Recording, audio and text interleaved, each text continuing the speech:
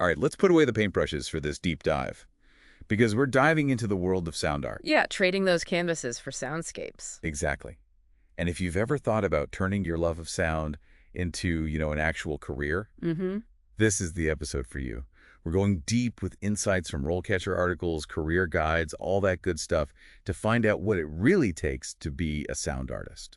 And it's so much more than just making music, right? Right. I mean, we're talking about creating immersive audio experiences. Like you could be designing soundscapes for video games. Oh, absolutely. Those sound effects, they completely pull you in. Exactly. Or even like shaping the emotional impact of a film score. It's like you're composing an experience, not just a track. Yeah. Okay, but before we get into the career advice, let's back up for a sec. Yeah, good idea. What exactly is a sound artist, according to RoleCatcher? Well, they have a really interesting definition. It goes way beyond the technical stuff. They emphasize like the intention behind the sound and how it reflects the artist's identity. So it's about your unique voice, so to speak, as much as it is about the tools you use. Exactly. Okay, so less about being a tech whiz in a recording studio, Right. and more about using those tools to create something meaningful. Totally. Think of someone like Janet Cardiff. Oh, yeah. She creates these incredible audio walks, right? And it's like these walks transform entire cities into these sonic landscapes. Wow. It's the perfect example of tech meeting artistic vision. And that can take so many forms, right? You could be composing for film, Mhm. or, like we said, designing those hyper-realistic sound effects for video games. Exactly. And RoleCatcher actually breaks down some of those different roles, which I think is super helpful if you're like, okay, but what kind of sound artist do I want to be? Let's dig into that a bit. What are some of the sound artists' specialties they highlight? Well, they talk about Foley artists, for example. Oh, right. Creating those everyday sound effects that, honestly, you don't even notice until they're missing. Exactly. Footsteps in the snow, the clinking of dishes. It's all about creating that sonic world that feels real. You'd have to be pretty detail-oriented for that, I imagine. Oh, for sure. And then there's the more technical side, like the sound designers and audio engineers. Right, the ones making sure it all actually sounds good. Yes. And RoleCatcher points out how those roles are kind of merging, especially with software like Ableton Live and Pro Tools becoming so central to the work. So you need to be fluent in, like, the language of sound and the language of software. 100%. And they actually list some of those industry standard software programs. Super useful if you're just starting out. Give us the rundown. What are some of the big names that aspiring sound artists should be familiar with? Okay, so besides Ableton and Pro Tools, they mention WeWise, which is huge for game audio. Okay. Then there's Reaper, which is more budget-friendly for recording and editing. Nice. Oh, and they even touch on Max MSP, which is more for those interested in interactive sound installations. So finding the right software is kind of like finding the right instrument. It depends on what you want to create. I like that. Yeah, and that's what's great about RoleCatcher's approach. They get that this field is super diverse. You're not just stuck on one path. There's a whole bunch of ways to express yourself with sound.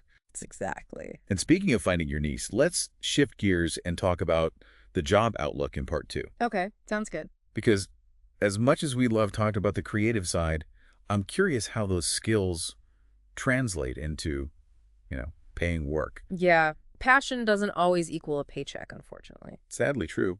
But RoleCatcher actually paints a pretty optimistic picture of the job market, so there's hope.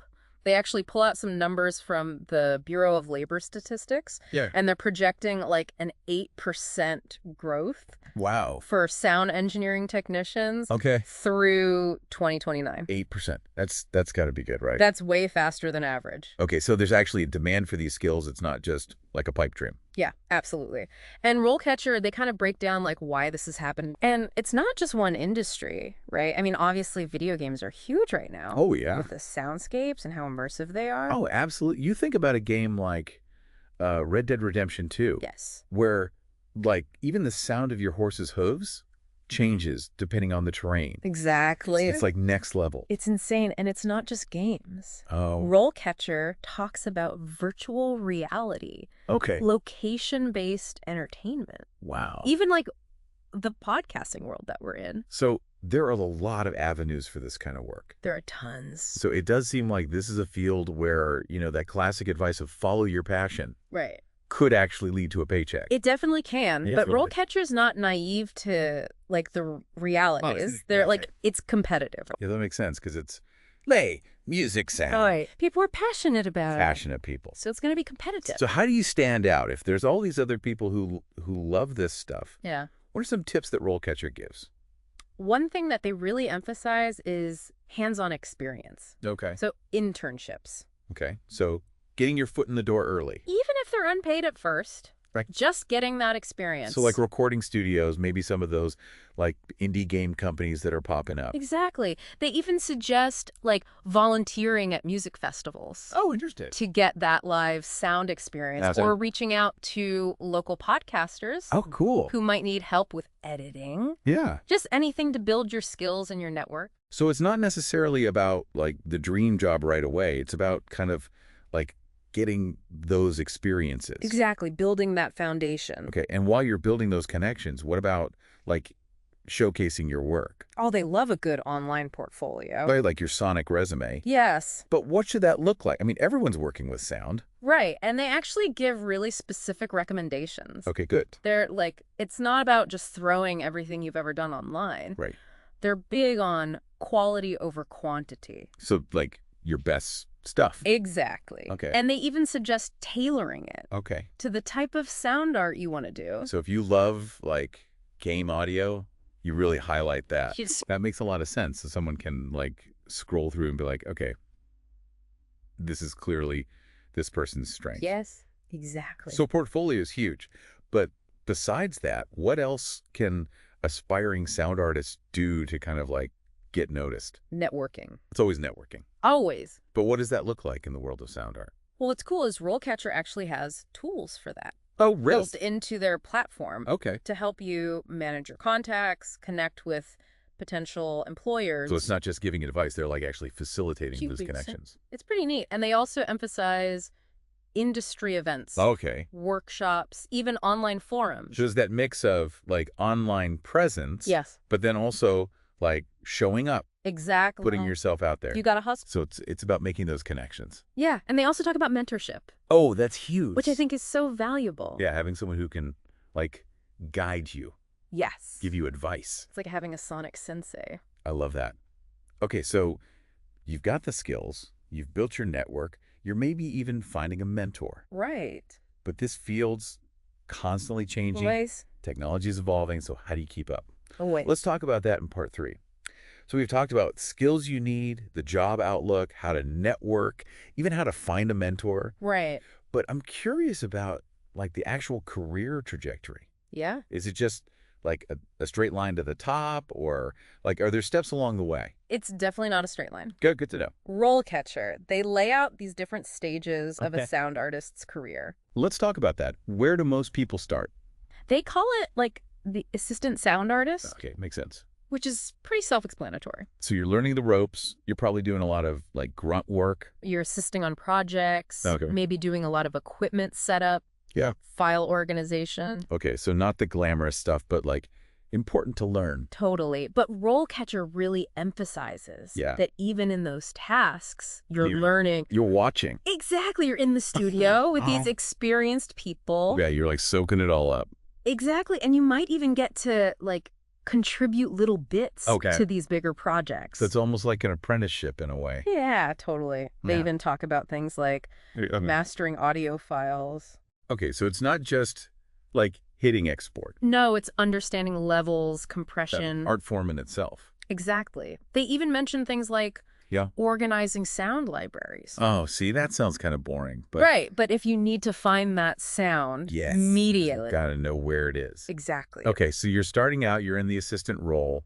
When do you get to actually be creative? That's where the next stage comes in. Okay. You graduate to just Yeah. sound artist. No more assistant? No more assistant, you've made it. You're legit. And RoleCatcher talks about how this stage Yeah. is really about finding your niche. Okay, so you've got the basic skills, Right. but now, like, what kind of sound artist do you want to be? Exactly. Maybe you're really good at Foley. Or you're super into the technical stuff Okay, and you want to like really push the boundaries of sound design. so it's about specialization. Yes. Okay, makes sense. And they say a lot of this stage is Yeah. experimentation, freelance work. So a lot of hustle, probably. Yeah. Oh, yeah. They're not going to lie about that. Right? They're like, you're going to be juggling projects. Managing your own time. Exactly. So those skills are super important. Okay, so you're freelancing, you're figuring out your niche. Or What's next? the senior sound artist. Ooh, senior. You've got some years under your belt. You've paid your dues. You've paid your dues. What are you doing at that level? This is where, like, the big projects come in. Okay. Like, you're talking, like, AAA video games, Wow. big film projects. Congrats. And at this level, you're not just, like, creating the sounds, you're leading teams. Okay. You're managing budgets. So you're like a manager too. You have to be. That's a lot. Yeah, and RoleCatcher really emphasizes Yeah. how important communication is. Okay. Collaboration, being able to, like, inspire your team. It's almost like you're the conductor Yes. of an orchestra. Exactly. Okay, that's amazing. But what's the final stage? The lead sound artist. Yeah. And this is, like, next level. These are the pioneers, the people who are pushing the boundaries. Yes. Think like spatial audio, Oh, wow. Yeah. interactive soundscapes. It's not even just about like entertainment anymore. It's like art.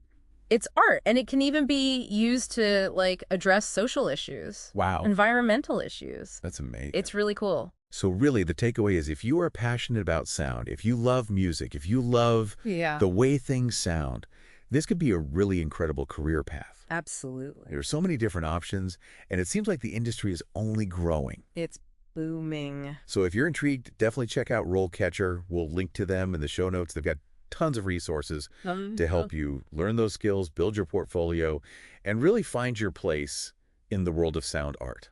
Exactly. So no matter where you are in your sonic journey, there's always more to discover, and who knows, maybe you'll be the next lead sound artist, changing the world with your sonic creations.